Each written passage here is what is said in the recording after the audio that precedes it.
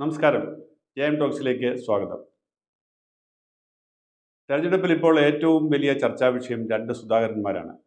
ഇടതു മുന്നണിയിലും വലതു മുന്നണിയിലും രണ്ട് സുധാകരന്മാരെ കേന്ദ്രീകരിച്ചാണ് ഇപ്പോൾ വാർത്തകൾ, ചർച്ചയും വിശദാംശങ്ങളും എല്ലാം നടക്കുന്നത്.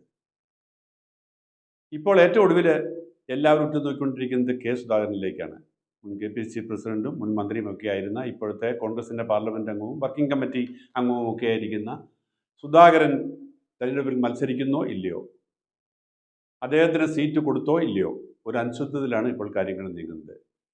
സുധാകരന് സീറ്റ് കൊടുക്കില്ല എന്നുള്ള ഒരു നിലപാടിലായിരുന്നു കോൺഗ്രസ് നേതൃത്വം ഇതുവരെ.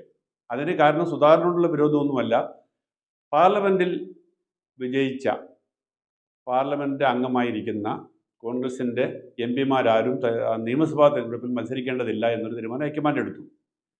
അതിൻ്റെ കാരണം ഒന്ന്, കേരളത്തിൽ അല്ലാതെ തന്നെ മത്സരിക്കാൻ ഇഷ്ടംപോലെ ആളുണ്ട്. രണ്ടാമത്, എത്രമാത്രം കഷ്ടപ്പെട്ടാണ് പാർലമെൻറ്റിലേക്ക് ഒരു സീറ്റ് നേടിയെടുക്കുന്നതിനെക്കുറിച്ച് ആളുകൾക്കെല്ലാം നല്ല ബോധ്യമുണ്ട്.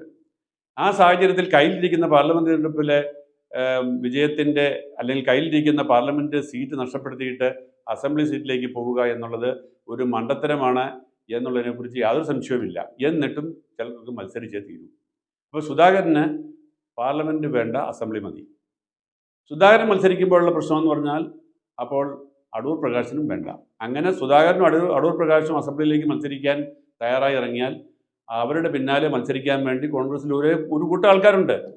ചുരുക്കി പറഞ്ഞാൽ, ഇപ്പോഴത്തെ കേരളത്തിൽ നിന്നുള്ള കോൺഗ്രസ് MP-മാരുടെ എണ്ണം പകുതിയായിട്ട് കുറയത്തക്ക രീതിയിലുള്ള ഒരു ഡിമാൻഡാണ് അസംബ്ലി മത്സരത്തിൽ ആളുകൾക്കുള്ളത്. കാരണം എന്തിനാ അസംബ്ലി മത്സരിക്കുക, MLA ആകുക, മന്ത്രിയാകുക, അങ്ങനെ കേരള രാഷ്ട്രീയത്തിൽ നിറഞ്ഞു നിൽക്കുക. കേന്ദ്രത്തിൽ പോയിട്ട് എന്ത് ചെയ്യാമെന്നുള്ളതാണ് ഇവരുടെ പലരുടെയും പ്രശ്നം. പക്ഷേ ഇത്രയൊക്കെ പ്രതിസന്ധിക്കിടയിൽ കേരളത്തിൽ ഇത്രയും പേരെ മത്സരിപ്പിച്ച് വിജയിപ്പിച്ച് കേന്ദ്രത്തിൽ ഒരു മാന്യമായ പ്രദേശമായി മാറാൻ കഴിഞ്ഞത് പോലും കേരളത്തിലെ 10-14 MP-മാരുടെ പിന്തുണ കൊണ്ടാണെന്നുള്ള ഇവർ ഏറ്റവും നന്നായിട്ട് അറിയാവുന്നത് രാഹുൽ ഗാന്ധിക്കും ഖാർഗെയ്ക്കുമാണ്. അപ്പോൾ അങ്ങനെയുള്ള സാഹചര്യത്തിൽ ഈ ഉള്ള പാർലമെൻറ്റ് സീറ്റ് നഷ്ടപ്പെടുത്തിയിട്ടേക്ക് ഇവരൊക്കെ അസംബ്ലിയിലേക്ക് മത്സരിക്കുന്നതിന് ഒരു തരത്തിലും ഹൈക്കമാൻഡിന് ന്യായീകരിക്കാൻ പറ്റില്ല. ഇതാണ് ഇപ്പോഴത്തെ കോൺഗ്രസിൻ്റെ പ്രതിസന്ധി. അവസാന ഘട്ടത്തിൽ നിങ്ങൾ എന്നെ മത്സരിക്കാനായി സമ്മതിക്കുന്നില്ലെങ്കിൽ കണ്ണൂർ സീറ്റിൽ തന്നെ ഞാൻ മത്സരിക്കും സ്വതന്ത്രനായിട്ട്, ചിലപ്പോൾ ഞാൻ പാർട്ടി ഉണ്ടാക്കി തന്നെ മത്സരിച്ച് കളയും, അതുകൊണ്ട് ഗുഡ് ബൈ എന്ന് വരെ സുധാകരൻ പറഞ്ഞു എന്നാണ് നമ്മൾ ഇന്നലെ കേട്ടത്. ഇന്നിപ്പോൾ കേൾക്കുന്നത് ഹൈക്കമാൻഡ് കീഴടങ്ങി സുധാകരനെ മത്സരിക്കാനായിട്ട് അനുവദിച്ചിരിക്കുന്നു. പക്ഷേ ഇതുവരെ അത് പുറത്തു വന്നിട്ടില്ലെങ്കിലും, പ്രഖ്യാപനം വന്നിട്ടില്ലെങ്കിലും അങ്ങനെയാണ് ഒടുവിൽ കേട്ടത്. ഇതിനിടെ അങ്ങനെ ഒരു വാക്ക് സുധാകരന് കൊടുത്തിട്ടില്ല എന്നും പറയുന്നു. എന്തായാലും എല്ലാ കണ്ണുകളും ഇപ്പോൾ ഹൈക്കമാൻഡിലാണ്, എല്ലാ കണ്ണുകളും ഇപ്പോൾ കെ സുധാകരനിലാണ്.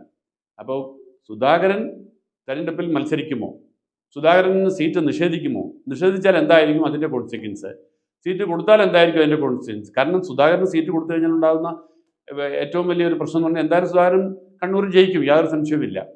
അങ്ങനെ സുധാകരൻ ജയിക്കുകയും UDF അധികാരത്തിൽ വരികയും ചെയ്യുകയാണെങ്കിൽ സ്വാഭാവികമായിട്ടും ഇവിടെ കോൺഗ്രസിൻ്റെ മുഖ്യമന്ത്രി സ്ഥാനത്തേക്കുള്ള ആളുകളുടെ എണ്ണം കൂടും. എന്ന് പറഞ്ഞാൽ VD സതീശനും രമേശ് ചെന്നിത്തലയ്ക്കും പുറമെ സുധാകരനും കൂടി മുഖ്യമന്ത്രി സ്ഥാനത്തേക്ക് ഒരു ക്ലെയിം വയ്ക്കും. അത് വീണ്ടും ഇവിടെ UDF-നും ഹൈക്കമാൻഡിനും തലവേദനയാവും. രണ്ടാമത്തെ പ്രശ്നം കൊടുത്തില്ലെങ്കിലോ എന്നുള്ളതാണ്.